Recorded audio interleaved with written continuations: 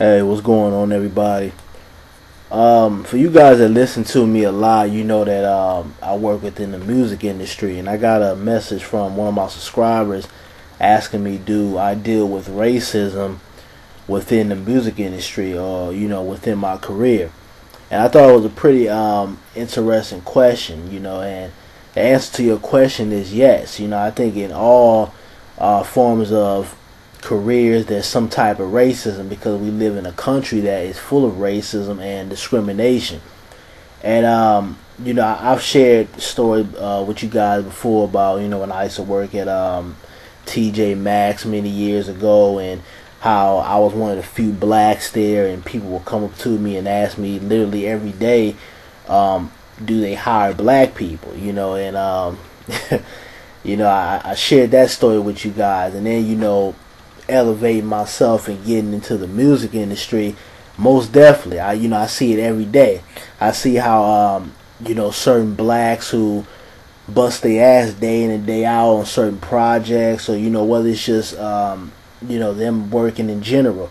I see it every day. If they get passed over for promotions, they get looked over, or their work is not recognized opposed to a white counterpart. And give an example.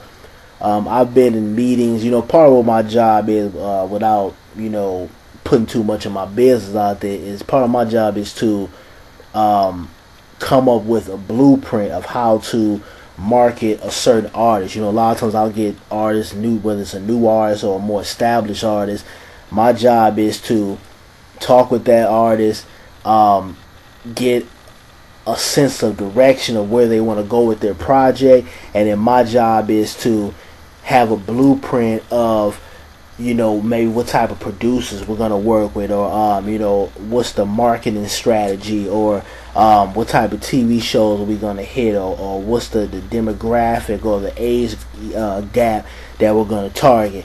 And then I deal with numbers, whether it's certain budgets for studio time, or marketing and promotion, or just so on and so on, just many little intricate things that I won't bore you guys with, but that's part of what I do. And I've been in meetings where I'll be sitting at a table with other co-workers or whatever, and I can remember one time it was an artist we were dealing with. I'm not gonna put the artist's name out there, but it was an artist we were dealing with. They were signed to the label, and we were all talking about how we wanted to market this artist out. And it was a white lady that said, "Oh, I think we should market him out as kind of the fresh, fly, flashy type of kid, with a lot of jewelry and the gold teeth." I think that would be cool.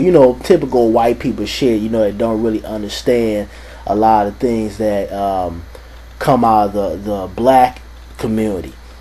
And I raised my hand in the meeting, and I was like, I think we need to go a different direction. I think it's too many images like that out here to the public. And I said, I feel like if we're going to have this artist stand out, as well as elevate just the label as a whole, I think we need to start going in different directions. We have a lot of the cash money cats out here, with the chains and the jewelry and everything, the gold teeth and the oversaturated type of male. And I think we need to go in a different direction. And as far along with that, I said that I don't think that artist really wants to go in that direction, because that's not the way they came into the game. And then the white lady got smart. I guess she didn't like the fact that I challenged her on her idea, and she was like, "I guess you're the outspoken black man in here." And for you guys that know me, I'm a pretty laid back guy, but I don't take any shit. I'm not gonna let somebody talk to me any type of way. I don't care if you're the Pope, if you're President Obama, if you're Cicely Tyson. I don't give a damn. You come at me a certain way, I'm gonna get in your ass. And I responded with her with, "No, bitch, this is just the way we need to market this artist out, and we don't need to put certain stereotypic images out there of black males that's already oversaturated within the media." And everybody was like, "Oh," got all in the uproar and everything. And one of the bosses or whatever, they, you know, calm the situation down and, you know, talk to us separate. But, you know, it just goes to show you of the type of racism that goes on just within the industry, and how you have people who want to put certain labels and certain stereotypes on black men, black women, and just people within our community.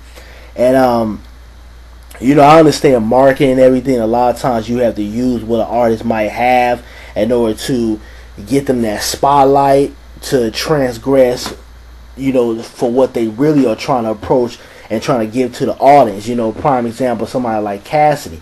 You guys remember him when he came out. First of all, he came up through the battle scene. You know, he was somebody who battled, you know, and he was talented enough to get signed to an actual label. And they came out with that, you know, 6 in the morning joint. They kind of put him out there with R. Kelly, you know, kind of Pretty Boy, Ladies Man. His first single was something for the ladies. And I think, you know, a lot of his core fans got upset with him because it was like, dude, that's not you. You know, we remember you battling, talking about the streets, talking about your life, you know, on this shoot 'em up, bang bang type of stuff. And then your first single, you coming out as like a pretty boy. But a lot of times that's what labels do. You know, they saw Cassie, you know, they figure he's okay, he's a good looking man, he can draw on the ladies, so let's throw his first single out as that. And they forgot that that's not really who he was.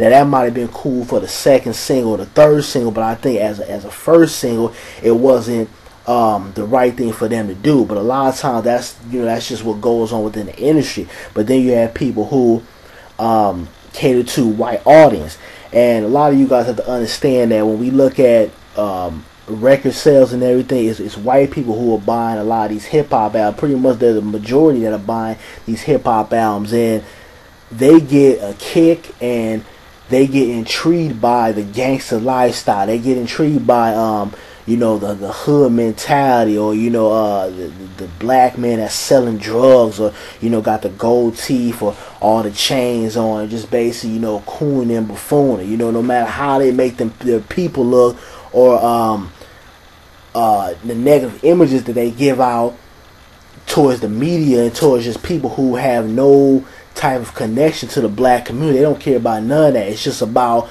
how can we intrigue those type of audience. So they'll throw artists out there, basically let them coon and buffoon and act like idiots just to get the dollar bill. So, you know, there's racism all within the industry, you know, and I can go on and on with this, but, you know, it's just about, you know, people like myself that are in a position to create change, speak up, and put those type of images out there that we need to see. And, you know, I've mentioned in previous videos that, you know, I think we need to see all aspects. You know, we have the gangster rappers out there or whatever, and, you know, maybe that was their life. So, you know, obviously their music is going to reflect their life. So, okay, cool. They're from the streets. That's them. But there's the other side to that. What about the kid that, you know, is about education? It's about, you know, self-respect.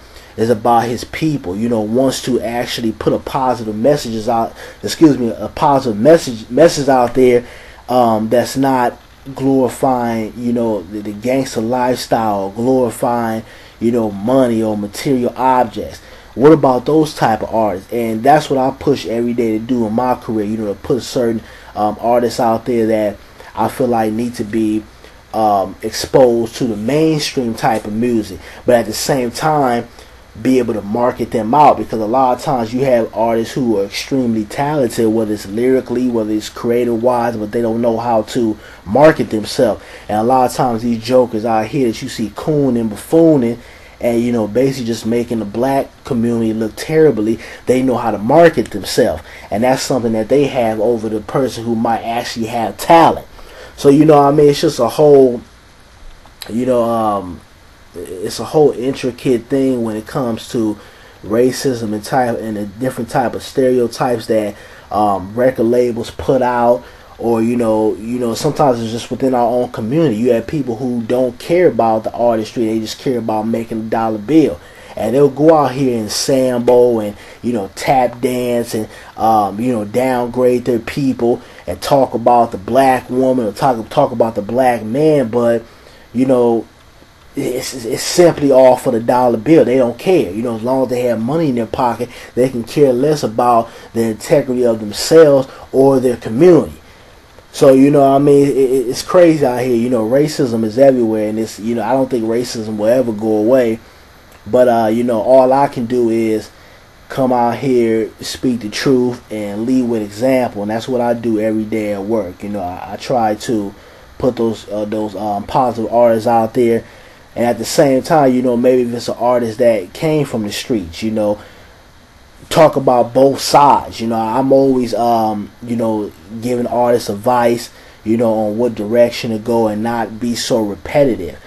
But at the same time, it's just about people stepping up and really taking charge of a lot of images that we see out here. And that's in television, that's in the music industry.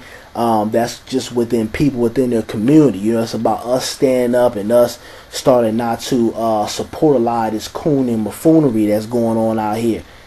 But you know, that's basically my video to that subscriber. I thought it was a pretty good question, because I get asked that, but it's usually not in that way. You know, people kind of go around it.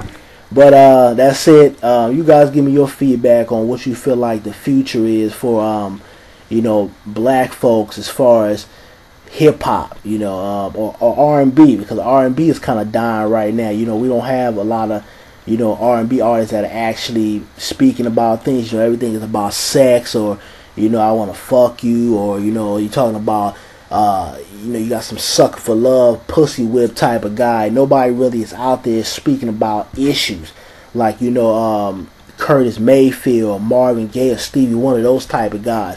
But, you know, you guys give me your feedback. I'm out. Peace.